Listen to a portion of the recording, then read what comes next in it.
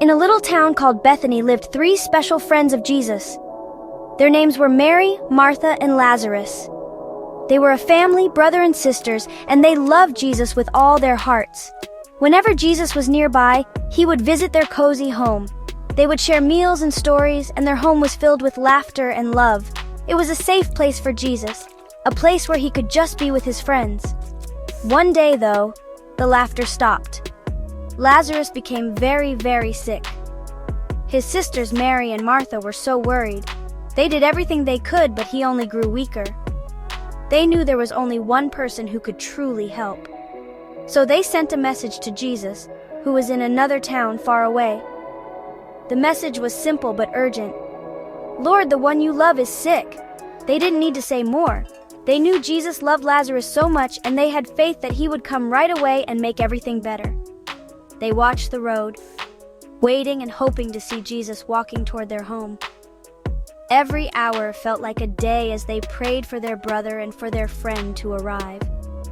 They trusted that Jesus, who had healed so many others, would surely hurry to heal his dear friend Lazarus. Their hearts were filled with a mix of fear for their brother and hope in Jesus' power. But when Jesus heard the news, he did something strange. He didn't rush off to Bethany. Instead, he told his disciples, "This sickness will not end in death. No, it is for God's glory, so that God's Son may be glorified through it." Jesus knew something his disciples didn't understand. He saw a bigger story, a secret plan that God had. It was a plan that would show everyone who Jesus really was in the most amazing way. So even though he loved Mary, Martha, and Lazarus deeply, he waited. He stayed where he was for 2 more whole days.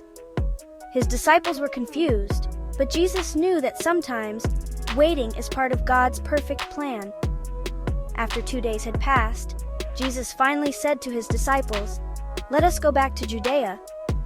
His friends were worried because it was dangerous for him there. But Jesus knew what he had to do. He explained, "Our friend Lazarus has fallen asleep, but I am going there to wake him up." His disciples thought he just meant Lazarus was resting, but Jesus was speaking of something much deeper. He was talking about death. He had a plan not just to heal his friend from a sickness, but to rescue him from death itself. It was a plan that would turn the deepest sadness into the greatest joy and show everyone that Jesus had power over everything, even the grave. When Jesus and his disciples finally got near Bethany, a sad quietness hung in the air. The usual sounds of the village were replaced with hushed whispers and weeping. They soon learned that they were too late. Lazarus was already gone. He had been in the tomb for 4 long days. Martha, who was always so busy and practical, heard that Jesus was coming. She couldn't just sit and wait.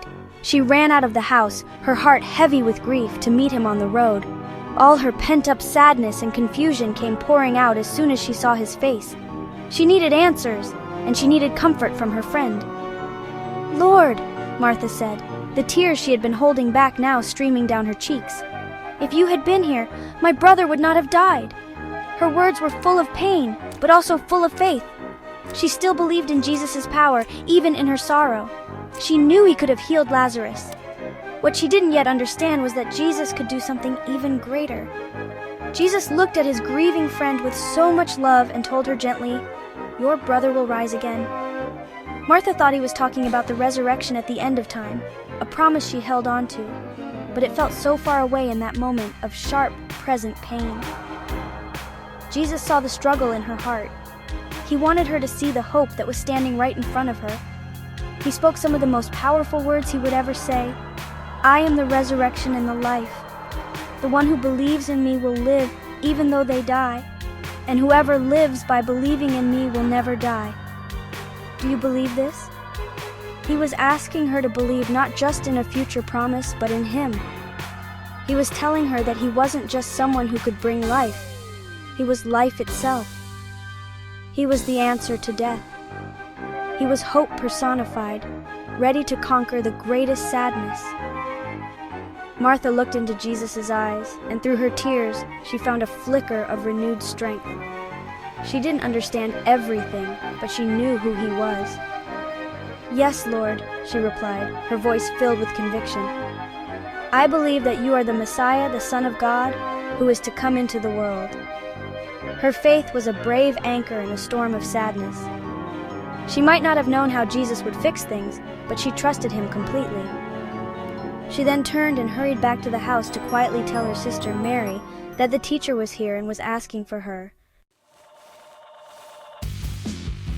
When Mary heard that Jesus had come and was calling for her, she got up quickly and went to him.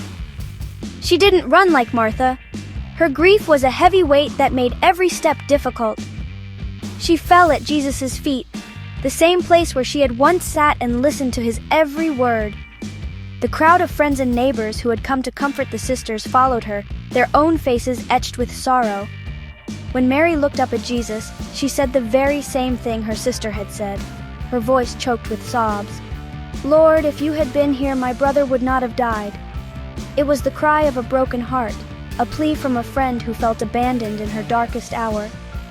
Jesus looked at Mary weeping, and he saw all the mourners who were with her crying too. A deep sadness came over him. His heart ached. He wasn't just seeing their tears, he was feeling their pain as if it were his own. The Bible tells us that Jesus was deeply moved in spirit and troubled. He saw how death hurts people. He saw how it breaks families and steals joy. He saw the pain that sin and death had brought into the beautiful world his Father had made, and it broke his heart. This wasn't just a problem to be solved, it was a deep wound that needed a compassionate healer. "Where have you laid him?" Jesus asked, his voice thick with emotion. He wanted to go to the place of their greatest pain. They replied, "Come and see, Lord." As they led him toward the tomb, a cave with a large stone rolled in front of it, Jesus did something that showed everyone just how much he loved them. Jesus wept. The Son of God, the King of Heaven, stood on a dusty road and cried. His tears were not for a lost cause, but for his beloved friends. The people watching whispered, "See how he loved him." His tears were a sign of his deep, personal love for Lazarus, for Mary, and for Martha. His tears showed his humanity. He wasn't a distant God who was unaffected by human suffering. He was a friend who grieved with his friends. He entered into their sadness completely. But his tears were also tears of righteous anger against death itself. He was about to do battle with this great enemy that caused so much heartache. His weeping was the quiet before the storm, the tender moment of compassion just before he would unleash the triumphant power of God. He was showing everyone that God's heart breaks for his children when they are hurting, and he is always with them in their sorrow. When they reached the tomb, Jesus stood before the large, heavy stone that sealed the entrance. It was a symbol of finality, a barrier that separated the living from the dead. But Jesus was about to show that for him, there are no barriers. "Take away the stone," he commanded. His words were calm but full of authority. Martha, ever practical, immediately protested. "But Lord," she said, her voice filled with alarm, "by this time there is a bad odor, for he has been there 4 days." In her mind, it was too late. Death had already won and had started its ugly work. It was a hopeless situation. Jesus looked at Martha, reminding her of the promise he had just made. "Did I not tell you that if you believe, you will see the glory of God?" He was asking her to trust him one more time, to look past what her senses were telling her, and to have faith in his power. So, with hesitant hands, the men rolled the heavy stone away, revealing the dark opening of the tomb. The crowd held its breath, a mix of fear, curiosity, and a tiny spark of hope filling the air. What was Jesus going to do? He then looked up to heaven and prayed, not in a loud and showy way, but like a son talking to his father. He prayed, "Father, I thank you that you have heard me. I knew that you always hear me, but I said this for the benefit of the people standing here, that they may believe that you sent me." His prayer was for them, to show that his power came directly from God the Father. Then Jesus took a deep breath and shouted with a voice that echoed with the power of creation itself, a voice that death had to obey. "Lazarus, come out!" The command cut through the silence and traveled into the darkness of the tomb, a call of life into the very heart of death. Everyone stared, their hearts pounding in their chests. And then, the impossible happened. A figure appeared in the entrance of the cave. It was Lazarus.